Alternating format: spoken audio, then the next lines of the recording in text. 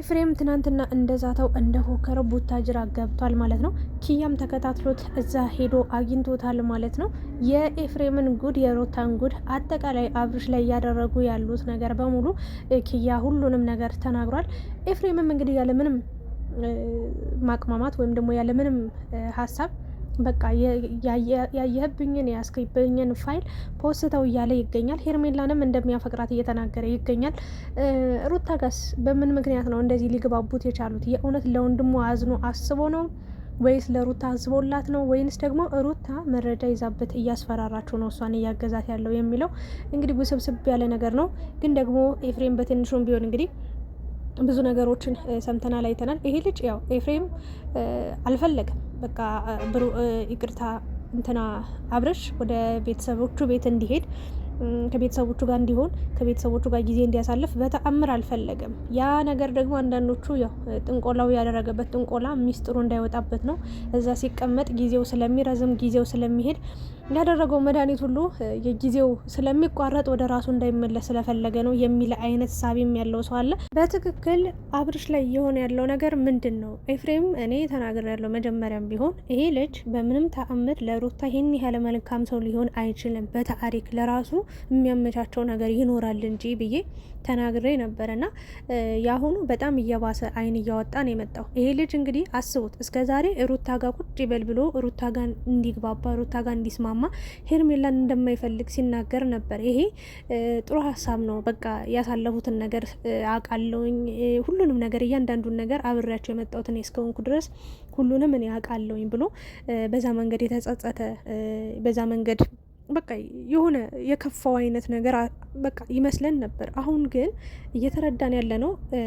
ኢቭን ወንድሙ መታመሙን ራሱ አላመንም በታሪክ ማለት ነው። እና እሺ ታሞ ከሆነ እንደዚህ ብሎ ማገዝ ግን ሩታ ጋር እንዲሆን እፈልጋለሁ የሚለውን አቋም ቢይዝም ግን ደግሞ አይ በቃ የሆነ ቦታ መድረስ አለበት የሆነ እንደዚህ ትክክል እንዳልሆነ ሲጀመር እሷም ሩታም እንደገናም ደግሞ ኤፍሬምም ያውቃሉ። ግን ትክክል እንዳልሆነ እያወቁ በተለይ ኤፍሬም ትናንትና ሲናገር የነበረውን ነገር አይታችኋል። ወንድሜ እሺ በቃ ሊድንልኝ ነው፣ አባቱ ጋር ሄደ፣ እናቱ ጋር ሄደ፣ በቃ እንደውም እፎይ ይላል፣ ያርፋል፣ ሄርሜላ ግን መሄድ የለባትም ብሎ ቢናገር ይሄ ትክክለኛ ነገር ሊሆን ይችላል። ግን ምንም በታሪክ ይሄ ልጅ በቃ ቡታጅራ መቀመጥ የለበትም፣ ይሄ ልጅ ቡታጅራ መግባት የለበትም ነው ሲል የነበረው። ይሄ ማለት አንድ ሰው የሆነ ነገር እንዳያደርግ የሚከለክለው ወይም ደግሞ አይሆንም የሚለው የሆነ የደበቀው ሚስጥር እንዳይወጣበት ነው ብዬ ነው የማስበው። ና በመተቱ ጉዳይም እንግዲህ ብዙ ነገር እየተባለ ይገኛል። እኔ እንኳን ይህንን ርዕስ አድርጌ መናገር ማውራት አልፈልግም። በእርግጥ ሀገራችን ኢትዮጵያ ውስጥ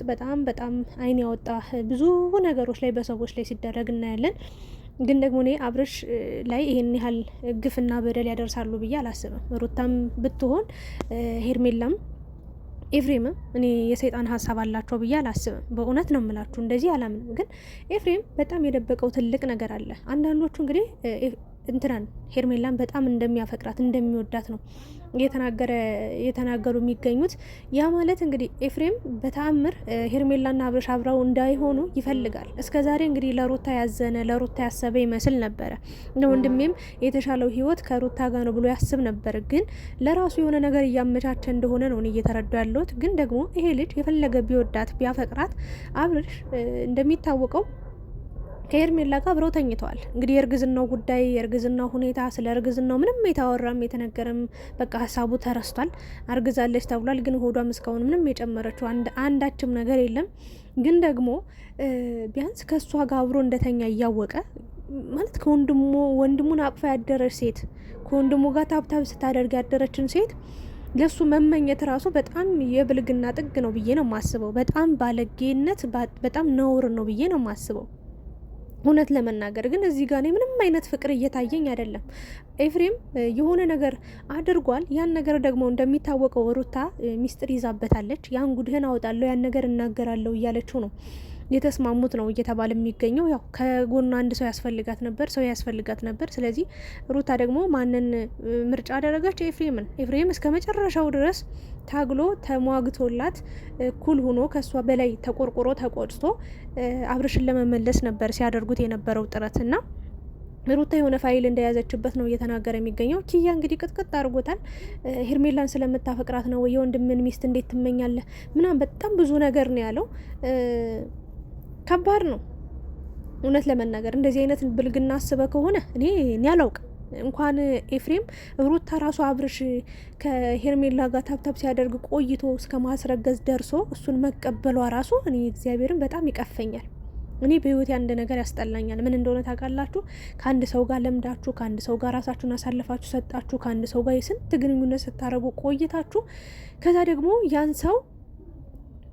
ያ ሰው ጥሏችሁ ሄዶ ከሌላ ሰው ጋር ብዙ ታሪክ ፈጥሮ ደግሞ ድጋሚ እናንተ ጋር ሲመጣ እኔ ያ ሰው ያ ገላ የቆሸሸ ገላ ነው ለእኔ፣ የበሰበሰ የቆሸሸ የገማ ነው ብዬ ነው የማስበው። ይቅርታ አድርጉልኝና ማለት ነው።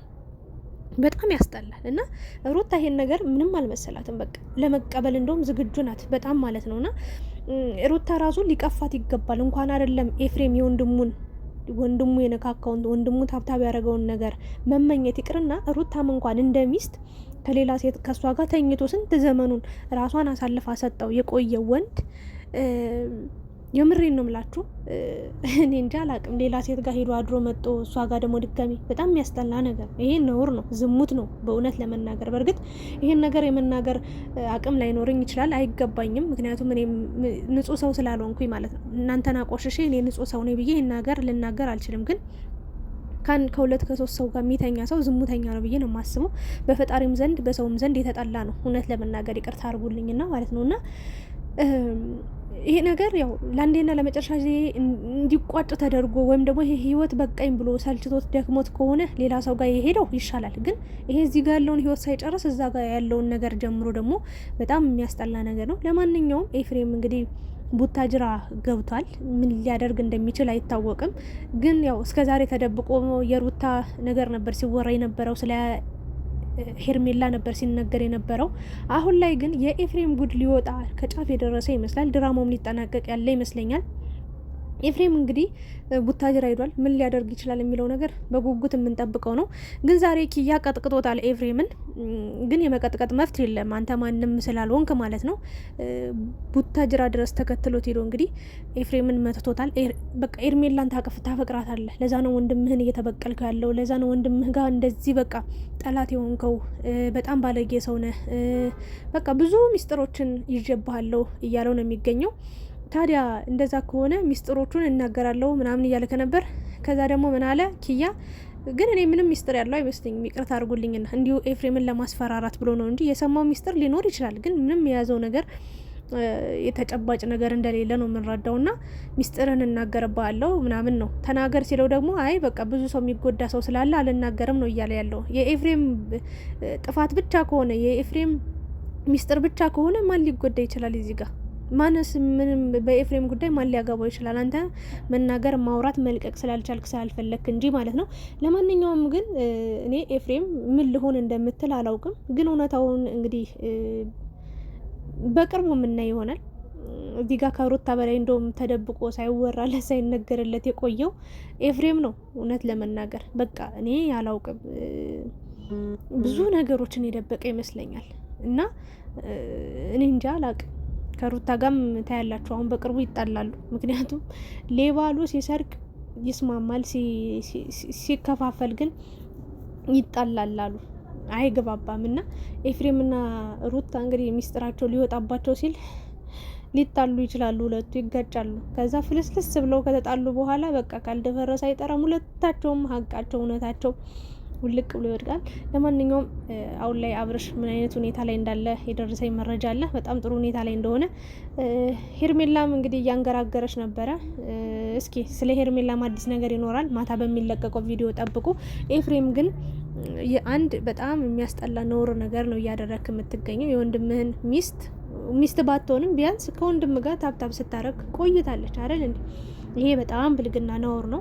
የራስን ኑሮ ኖር። በነገራችን ላይ ኤፍሬም በጣም በሰው ህይወት ውስጥ ተወጣጥረ የራስን ህይወት ረስተዋል። ምንም ያንተ የሚባል ህይወት የለም። ምንም ስለ ህይወት አስብ፣ ስለ ነገ ህይወት አስብ። ወንድ ስለሆንክ ምናምን እድሜ አይደለም ምናምን ብለ ሊሆን ይችላል። ግን እስኪ ላይፍ ይኖር፣ በራስ ህይወት ተጠመድ። በሰው ህይወት በዚህ ልክ በቃ ተጠምደ የራስን ነገር ሰው እኮ የተሻለ ሊያስብ የሚችለው የተሻለ አስተሳሰብ ሊኖረው የሚችለው የራሱን የሆነ ነገር ትክክለኛ ህይወት ሲኖር ነው። አንተ የራስን ህይወት ሁሉ ጥለትተ አንዷንም ነካክተ ጀማምረ ትተ የሰው ህይወትን በቃ አትበጥጥ። በቃ ሩታ ለአብርሽ አታንስም፣ ሄርሜላም ለአብርሽ አታንስም። በቃ አብርሽ የፈለገውን የመረጠውን ህይወት የመኖር መፍት አለው። እንግዲህ እነሱ ናቸው በቃ እንሞትልን፣ እንሰቀልልን፣ እንታነቅል እያሉት ያሉት። ስለዚህ ምርጫው የሱ ነው፣ ይምረጥ። አንተ እዚህ ውስጥ መግባት አይጠበቅብህም። ምንም ለሩታም ድጋፍ ሩታ እናቴ አገር ታሸብራለች ብቻዋን ሆና። ስለዚህ ራሷን ማድረግ ያለባትን ነገር ታደርግ ብለህ ከዚህ ጉዳይ ውጣ። እኔ ለፍቻለሁ፣ ብዙ ደክም ያለው አንቺና አብርሽ አንድ ላይ ብትመለሱ ደስ ይለኝ ነበር፣ ግን አልሆነም። በቃ ማደርገው ነገር የለም ብለህ የራስን ኑሮ ብትኖር የተሻለ ነው። እባክህን ውጣ። ብዙ ሰዎች እየሰደቡ ነው፣ በጣም ብዙ ሰዎች ስለ መተት እያወሩ ነው። እኔ ግን እርግጠኛውን የምነግራችሁ ነገር እንኳን አይደለም ሩታም ኤፍሬምም ሄርሜላም በተአምር ስለ ጥንቆላ ስለ መተት የሚያውቁት ነገር እንደሌለ 100% ልነግራችሁ ወዳለሁ። እንደዛ ካሉም እንደው ለድራማው ማሟያ እንጂ በተአምር ወንድሙ ላይ እንደ የክፉ ቀን እኮ ነው። ወንድም ማለት መከታ እኮ ነው፣ ሁለተኛ አባት ነውና አይደረግም። የእውነት ነው የምላችሁና በሌላ መንገድ ሚስጥር ሊኖረው ይችላል። አዎ ከዛ ውጭ ግን ስለ መተት አታውሩ ነው። በማታ ቪዲዮ አብረን እንገናኛለን። አመሰግናለሁ።